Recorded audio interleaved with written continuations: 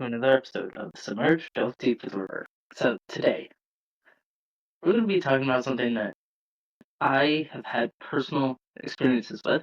It's a place that I've been to twice. I've been there twice on my own in regards to paranormal things. But yeah, um, so what we're going to be talking about today, the place we're going to be talking about today is Crawford Road in Yorktown, Virginia. So this place has a lot of legends and stories behind it, a lot of which I didn't even know, and I've been there twice and I've heard some of the things, but some of the stuff is also new to me. So I did take a lot of notes, and I have not memorized my notes, so I will be looking at my notes from occasionally. So I took a whole crap ton of notes. And this is not all of them. I'm not done taking notes. So there's most likely going to be a part 2, possibly part 3, depending on how much information I can gather on this. And if any of you have ever been to Crawford Road or know what it is, please let me know. I'd like to hear your experiences, and I can turn it into an episode. You guys can tell me your haunted experiences, and I can make an entire episode reading your experiences. Without any further ado, let's get into the mysteries of Crawford Road. So, the legends and the stories and all of the... I'm going to put air quotes around facts because, once again, some of this stuff is new to me. And I'm not entirely sure. I'll have to recheck. Don't know how far back my source that I got dates, so if any of this information is incorrect and has been updated, I apologize, let me know. Crawford Road is buried in the center of York County. It is 3.6 miles long and carries a decades-long history of homicide and ghost stories and mischief. However, the local law enforcement still doesn't consider the road as a hub of criminal activity. Even though there's been numerous amounts of bodies found and skeletal remains. Sorry, you guys can't hear the noises I'm hearing. My AC just turned on. Okay, so yeah, local law enforcement doesn't consider it a criminal activity, even though they have found numerous bodies and skeletal remains of people who have died in the area over the last 30 years. 30 years they've been finding bodies around here and skeletal remains, and it's still not a hub for criminal activity. I don't know if that's changed from when I visited the place or when the information that I gathered when this was. I don't know if it's changed since then. It might have. So it has. But in recent history, there have been 7 bodies found on Crawford Road. 4 of them directly on the road, and the other 2 in the woods nearby, just directly off the path. And there was one case where the remains of Michael Ellis, I believe that is how you pronounce the last name, it could be pronounced differently, they were found near the intersection of Boosley and Crawford, but officers said that it wasn't considered suspicious. So there's that. Now, there is a more well-known case, which is James Jimmy Johnson. I know that sounds... When I heard that name, I was like, that can't be a real person. But no, it's a real person. James Jimmy Johnson went missing on January 30th of 1990. After he was trying to sell his Mercedes-Benz to a J.C. Giles. Now, Jimmy met the man on the hotel in Newport News. Just the day before, Jimmy, however, was told by Giles that his wife wanted to see the car before he bought it, or before they bought it, to make sure that she actually wanted the car, and they both agreed that they wanted the car, which makes sense. You know, if you'd want to see a car you've never seen before you buy it, and probably test it out, so they probably did that. So the next day, he went back, they met up, and that was the last day that anyone saw him alive. It would be the last time that anyone had seen Jimmy alive. So that kind of puts this J.C. Giles as a suspect. That's what I first thought when I started researching this. And on February 6th, 1990, Jimmy's body would be discovered. And it was discovered after a crew cutting trees that were hanging in the road after an ice storm would find him in the nearby woods. And his wrists were handcuffed, and his legs were bound, and he was shot once. So he was restrained and then shot. And 3 years later, the case was cracked after, like, this case was left unsolved for 3 years. And then the only thing that managed to crack the case was an episode of America's Most Wanted. And it helped them identify the subject as, oh, I want to pronounce the name right. Juanito Edwards. Juanito Edwards? Um, Later, Edwards was found guilty and sentenced to 2 life terms and 22 years in prison added on. And he's believed to be connected to another death on Crawford Road as well, Tanya Lane. But he was never convicted for her murder. And Lane's body was found not too far from where Jimmy was found, actually. And before she had passed, she had actually testified against Edwards previously in another case. So, like, I think that's connected. She testified against him before. He's had previous, according to my research, Edwards had previous charges against him that were kind of similar to this, although it wasn't murder, it was more of, like, domestic violence, but, that could lead to many other things. And since then, the bodies of Langley Airman Eric Nesbitt, and Sean DeMonte Mabry were found on Crawford Road, and the connection between all 3 of these, the only connection they have is Crawford Road. That is the only connection as far as my research today has shown. There have been rumors of Civil War and KKK-related hangings at the graffitied overpass, but there's little evidence to back that up, and this road has seen its fair share of unfortunate situations. But we're going to get into my personal experiences at this bridge in regards to the hauntings. And I do know one of the pieces of lore, two of the pieces of... So you're noticing me remember things. 3 pieces of lore that I remember. There's a lot more surrounding the ghost hit stories and what could possibly be happening at Crawford Road, and why it kind of makes you wonder, why is it such a hot spot for murder? And yet it's not like seen as a hub for criminal activity. It makes no sense. But if I do my editing right, you will see a picture of Crawford Road up here, right around this area. I'm gonna try editing this. Wish me luck. Oh, it's not gonna work well.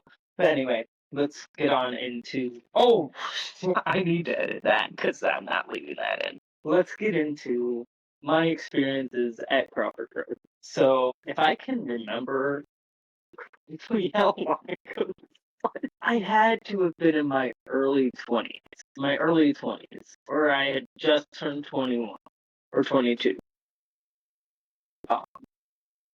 And me and my friend, I will not name him for his privacy, and I haven't been in contact with him since, so I don't know how to ask him for permission to use his name. So we're gonna call him Bob. So Bob and I decided we would go down to Crawford Road. It'd be my first time going there, like, with a friend at night, to see if we could catch this how to describe it? To see if we could witness this ghost event happen with our own eyes. So there is a legend that if you stop your car, if you turn your car off as soon as you get under the bridge... Sorry, I hear people talking. I can hear things, but as I'm recording this, I have noise canceling on, so you guys probably don't hear the talking going on. But, so there's a legend. you drive your car on the bridge, you turn it off, you'll see ghost handprint on your window shield, on the back window shield, not the front one, on the back window, and your car will start to be pushed forward out of the bridge. But before that happens, normally you turn your car off and then suddenly it won't turn back on again. You can't get your car to start, you can't get going, you're like stuck. And a lot of people experience a child's handprint on the back window shield of their car and pushing it forward to get them out, and like it's protecting them. I experienced the handprint. We did not experience the car moving, but we did see a little kid's handprint on the back window shield. And we even when we before we parked under the bridge, we stopped a little while back and we actually wiped the windows. We cleaned the windows beforehand. And I wish I could show you pictures of these things, but literally, when I took the photos, I went to go click on a save photo in the camera app. You know how you can go to your gallery on the app? I click that, go to look at the photos, and they're gone. It just fucking deleted my footage. Just deleted my footage. And I literally had a picture of this handprint, and it was so clear. And both of our hands at the time were way bigger than this handprint. And there was no one else out there. We even walked out and checked. And for a couple minutes, we were not able to turn our car back on. And eventually we were, so we drove it out from under the bridge just a little bit past it, parked it, kept the headlights on so that if cars came, they knew someone was here. Because this is also a road that does get traveled on. So people will come in and out. And we decide, let's do a little more investigation, see if we can get anything else. And we walked up onto the overpass. And I'll tell you, I wasn't very in tune with my mediumship. I don't really like to call it mediumship, but I can see and speak and feel energies and spirits. And I just remember getting on that overpass and being like, this energy isn't right. Something's not right here. I felt not scared because of where I was. Like, I didn't feel scared being there, but it felt like I was feeling someone else's fear. Like, it wasn't my fear. And I just remember telling my friend Bob, I was like, hey, we gotta, I need to get off this overpass because there's something here that's very strong and I don't want to be around it. So we go down and I was like, you know what? I'm gonna take pictures. I'm gonna see if I can capture this thing.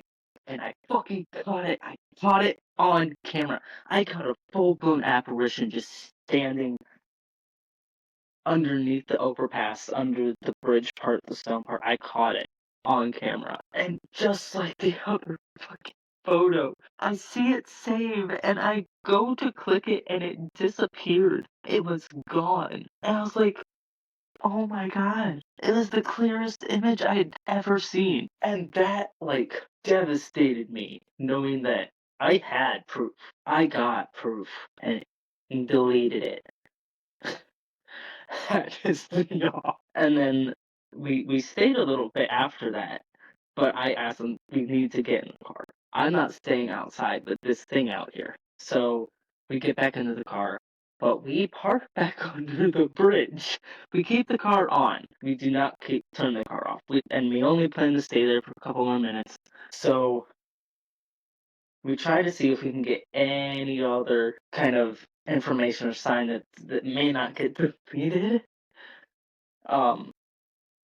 We even, before we went there, we went and we bought a voice recorder and we tried to take EVPs. We didn't catch any EVPs for a majority of the last 10 minutes we spent there, except for the last 2 minutes. We got one EVP. All we caught was it saying, hi, hi, just like that. And that kind of tone, not my voice, but hi. It was very clear. That was it. That was it. And we left. And we were there around 3 in the morning, witching hour. So we got there right when everything was supposed to start. Also, idiots, say hi to Bob. That's not who was with me, but I did name him Bob. I just realized that he wasn't the friend that was with me. But that would have been hilarious if I was ghost hunting with a taxidermy bug. That would be hilarious. Anyway, so for now, this is all I have for you on Crawford Road. Um, I did go there a second time at night, but I didn't get anything that time. It was also a little earlier, it was midnight, and we didn't stay that long, just probably about 15 minutes.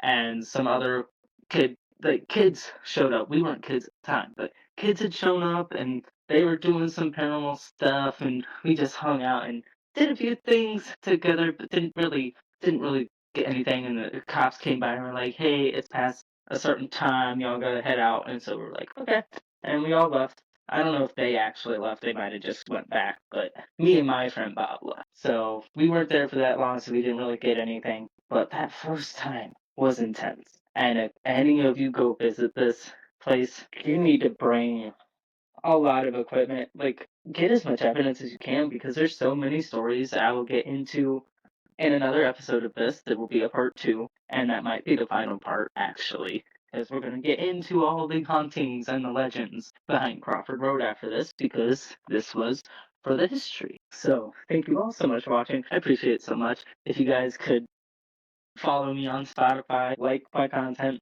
I will be posting polls because a lot of times uh, I can't decide what topics I want to do. I actually messaged my mom, and she helped me pick this one. And it's a combination of two things, and that poll is even still active. So, but thank you guys so much for watching. I appreciate it. And anyone that's coming from Selena's Spooky Boost channel, I appreciate you guys too. Thank you so much. And tell her I said hi. And tell her I hope everything goes well with Adam and the baby. And I can't wait to start hearing more about it. I'm excited for her. She's an awesome person. And heck, if she ever wants to investigate Crawford Road, you could bring, I'm a witch, you can bring me. Add some extra witchy stuff to it. That was weird. Oh my gosh. But anyway, yeah, Selena, if you see this at all, you hear this, if you ever want another person to go ghost hunting with, you want to come ghost hunting where I live, I'm not going to say it on the podcast, it's, privacy. Um, Hit me up. You can comment on YouTube, and I can leave you my Instagram handle or my Facebook or whatever, WhatsApp, whatever you want to use. I'd love to go on a ghost hunt if you're up to it. Uh, so yeah, thank you guys again so much, and I will see you in the next episode. This one came a bit early, but normally expect episodes every other weekend. Um, and I might just post the part two for this coming weekend. So look out this coming weekend for part two. Thank you guys again so much. I'm making this drag on a lot. I'm sorry. Okay. Bye.